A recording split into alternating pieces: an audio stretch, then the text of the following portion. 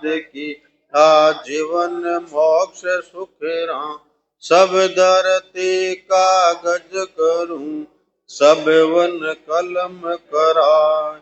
सात समुंदर सही करूं सतगुरु गुण लिखा निजाय।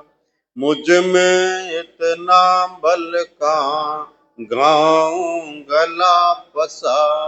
आ बंदारी विनती पढ़ो रे दरबा। बेगा बेग पदार जो ढीलन जो कोई अपनो काम संभाल जोर नहीं तरबूं। रग रग रोम रोम राखूनी पग पग दावा मेरी। बदला दिया कदई नहीं छूटूं जाता मुझको घेरी। मैं अपराधी आत्मा नक चक भर्या विकार। तुम दाता गुण वंजना मेरी सुनो पुकार। अवगुण किया तो बहु कियार कर तन मानिया। चाहे गुना माफ करो चाहे गर्दन मां। क्या मुकले विनती करूं लाज लगते मो। तुम भी देखते अवगुण कैसे बाहूं तो। भक्त दान मोहि दीजिए गुरुदेवारा दे। और कछु मांगू नहीं निश दिन तुम्हारी से। बोलो राम जी राम। अनंत सम्राट सदगुरु श्री सुखराम जी महाराज की असीम कृपा से सदगुरु श्री राधा किशन जी सेठ साहब की कर्मस्थली तपोभूमि पर सदगुरु श्री रामपाल जी महाराज की तपोभूमि। इस महान तपोभूमि पर आज अपन सन षष्ठी बापूजी महाराज के प्रथम मोक्ष तिथि का सत्संग का आनंद ले रहे हैं। तो यह त्रिवेणी संगम है। बड़े बड़े संतों की तपोभूमि और बापूजी महाराज की भी कर्म भूमि।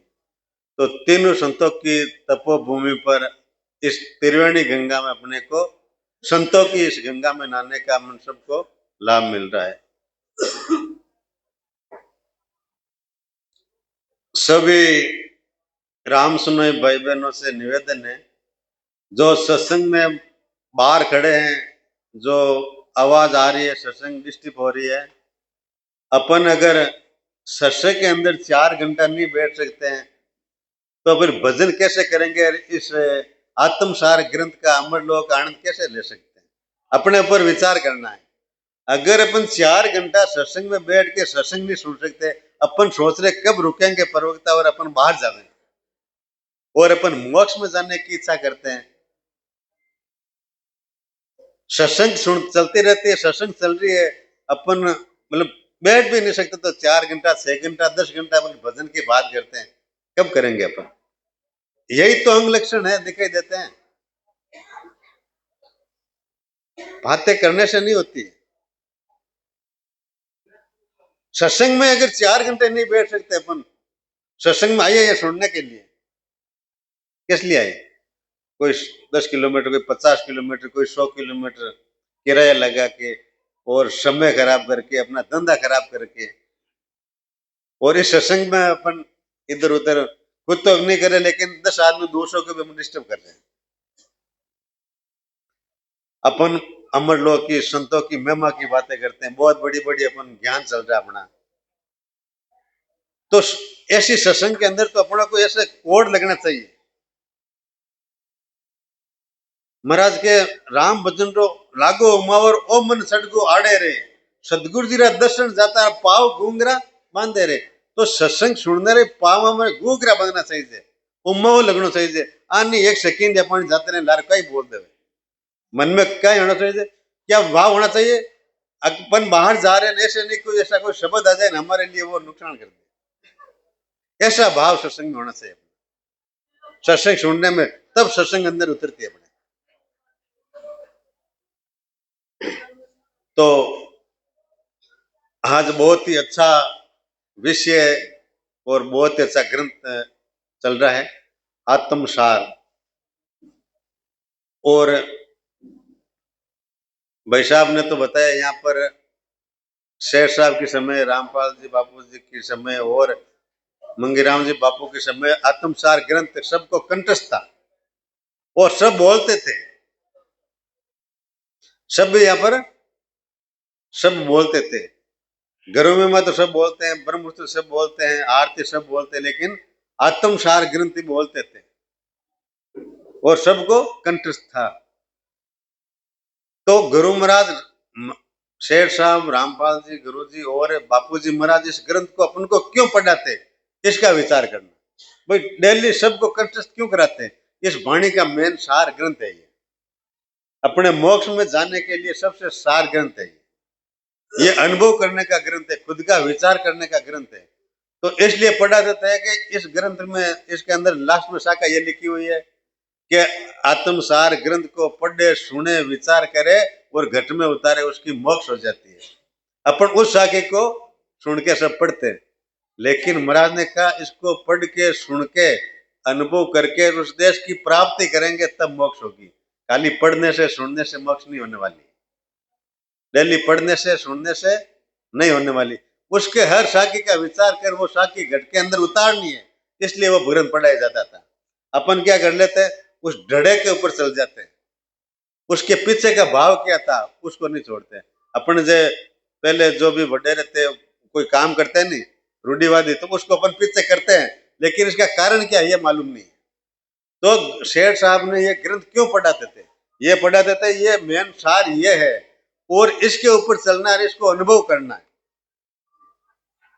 इसलिए ग्रंथ को महाराज पढ़ाते थे।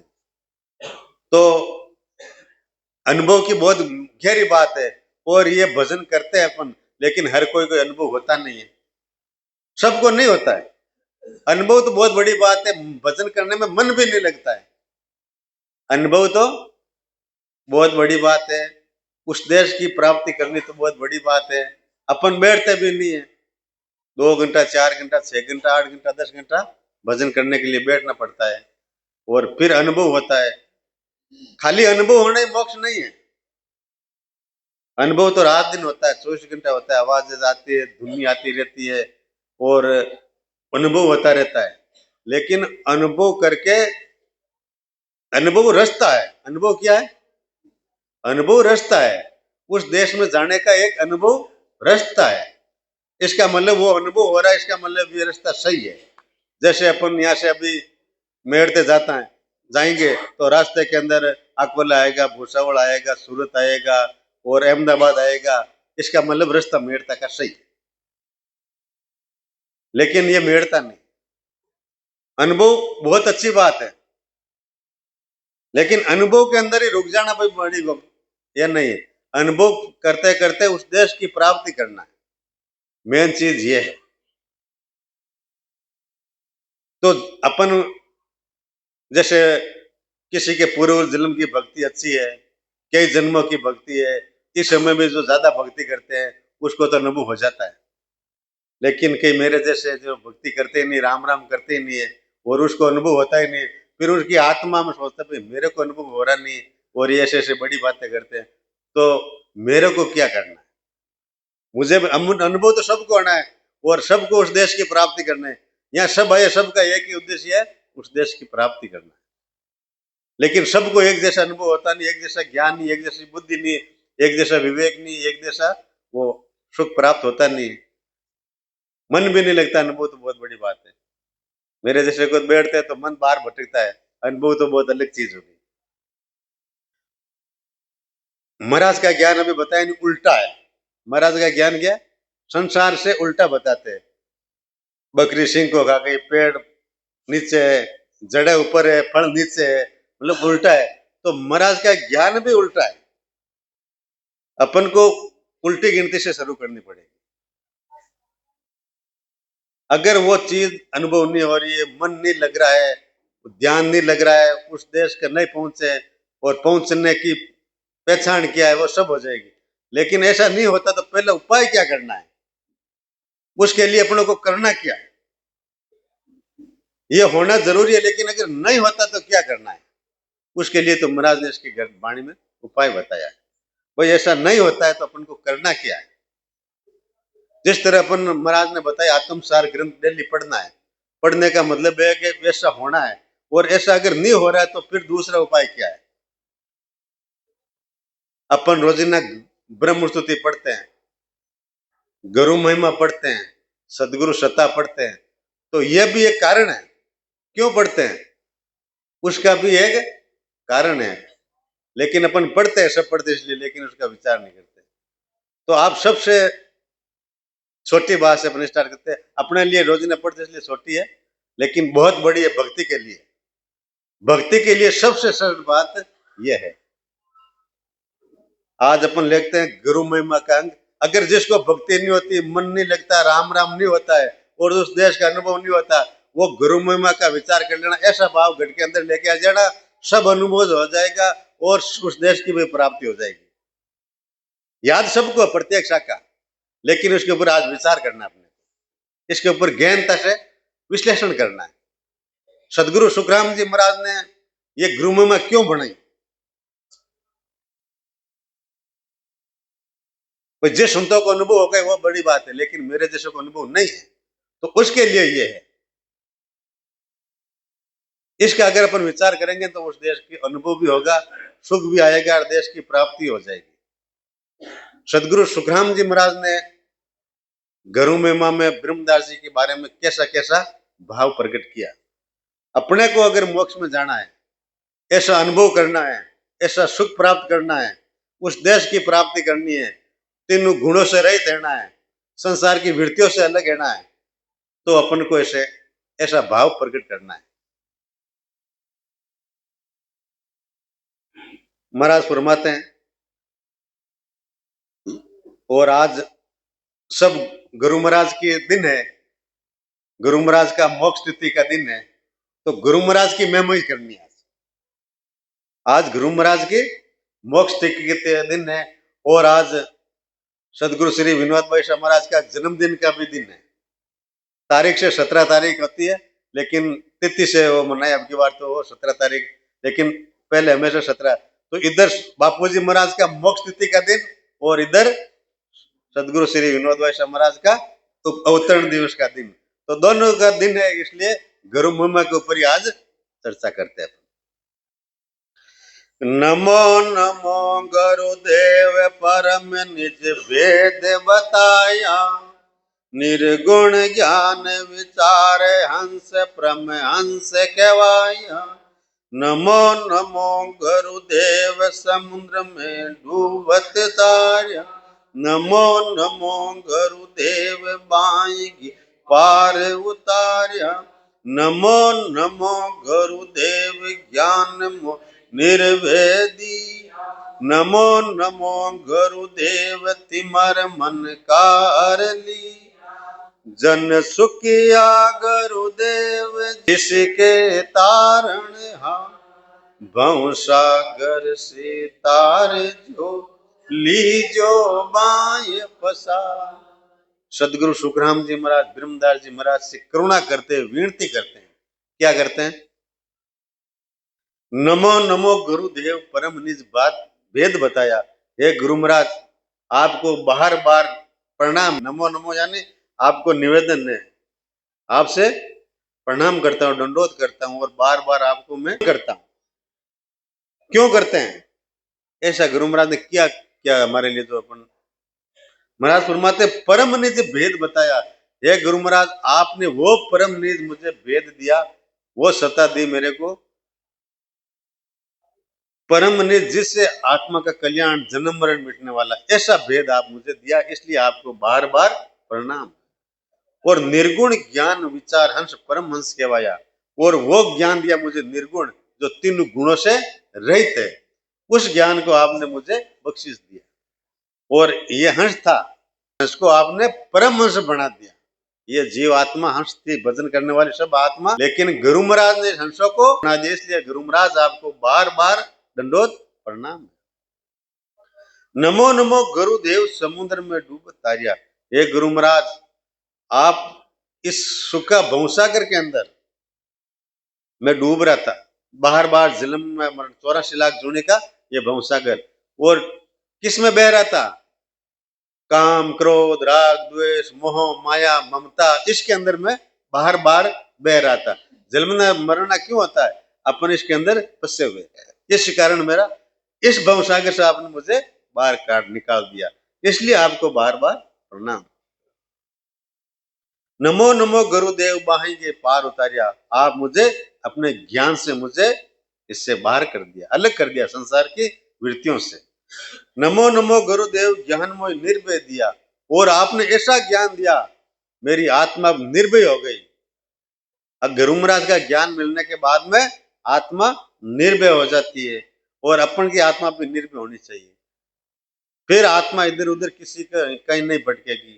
नमो नमो गुरुदेव तिमर मन का हर लिया। हे गुरु महाराज, आपने मेरे तिमर यानी अंधकार, किस चीज का अंधकार? अज्ञान का अंधकार मेरा आप खत्म कर दिया, और मुझे ज्ञान रूपी प्रकाश दे दिया, इसलिए आपको बार बार प्रणाम।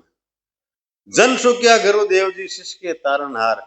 सदगुरु सुखराम जी महाराज फरमाते, इस जीव को मोक्ष की प्राप्ति करने वाले एक सदगुरु महाराज जी है। जन सुखिया गुरुदेव जी शिष्य के तारणहार, इसको इस भवसागर से पार करने वाला गुरु महाराज जी। और भवसागर में तार जो लीजिए बाहें पसार, और मैं अगर मेरी वृत्तियां अगर बाहर भटकती है तो आप मुझे इस भवसागर से तार लेना, अगर कोई कमी भी रह जाए तो, और मुझे सही रास्ते पे लाना। कि गुरुदेवन के देव सेव की जो सब कोई, गुरु जीवा की जाज गुराम मुक्ति न होई। ब्रह्मा विष्णु मेष गुरा शीस निवावी, राम कृष्ण अवतार गुरा सिदावे सुख रामदास गुरुदेव का कान लग करूं बखान। अतंग अताग अपार गुरु दरियाव समान। क्या फरमाते महाराज कि गुरुदेवन के देव सेव की जो सब कोई, संसार में अगर सबसे श्रेष्ठ कोई है तो गुरु महाराज जी। सब देवा के देव, संसार में जितने भी है देव, चाहे सब कोई भी, सबसे अगर अपन के लिए सबसे बड़े है तो गुरु महाराज जी। गुरु देवन के देव और सेव की जो सब कोई, अपने तन मन धन अर्पण से सब सेवा करनी है संसार में, तो गुरु महाराज की सेवा करो। सेव की जो सब कोई, और गुरु जीवा की जाज गुराम बिना मुक्ति ने हुई। और गुरु महाराज जी जीवों को इस भवसागर से पार करने की जाज है, और गुरु महाराज के अलावा मोक्ष कोई करने वाला नहीं है। ब्रह्मा विष्णु मेष गुरा को शीश निभावे। महाराज के अपा तो एक तुच्छ प्राणिया, पानी के बुदबुदिया के समान, एक कीड़ा मकोड़े के समान। ब्रह्मा विष्णु मेष जो सृष्टि को पालन पोषण करते हैं, सृष्टि को बनाते हैं, सृष्टि को खत्म करने वाले, उसके बड़े तो संसार में 3 लोग में कोई है ही नहीं, वो भी गुरु महाराज के आगे अधीन है। ब्रह्मा विष्णु मेष गुरा को शीश निभावे, वो भी गुरु महाराज को आगे दंडोत प्रणाम करते, और वो भी गुरु महाराज से भेद लेके संसार का काम वो करते हैं। अपन बोलते ताकतवर है, रामचंद्र जी ने भी अगर रावण को मारा, सृष्टि का काम किया, तो उन्होंने भी गुरु महाराज से भेद लेके भक्ति करके फिर उसके पास वो ताकत आई। कृष्ण भगवान भी आए तो उन्होंने भी नेमनाथ से गुरु भेद लेके भजन करके फिर उन्होंने संसार का कार्य किया। इस शक्ति के अलावा वो संसार का कोई कार्य भी नहीं कर सकते थे, तो ऐसा भेद हमें गुरु महाराज ने दिया, वो शक्ति हमारे पास थी। रामकृष्ण अवतार गुरा से मोक्ष सिदावे, सुख रामदास गुरुदेव का कान लग करूं बखान। गुरु महाराज का मैं वर्णन भी नहीं कर सकता, बखान नहीं कर सकता इस मुंह से। अथंग अथाग अपार है गुरु दरिया समान। गुरु महाराज तो एक दरिया यानी समुद्र के समान है, उसके कोई थाक नहीं ले सकता। हाँ, थोड़ा बहुत अपन वर्णन कर सकते हैं, वो ऐसा काम किया, लेकिन पूरा वर्णन उसका महिमा भी नहीं कर सकते।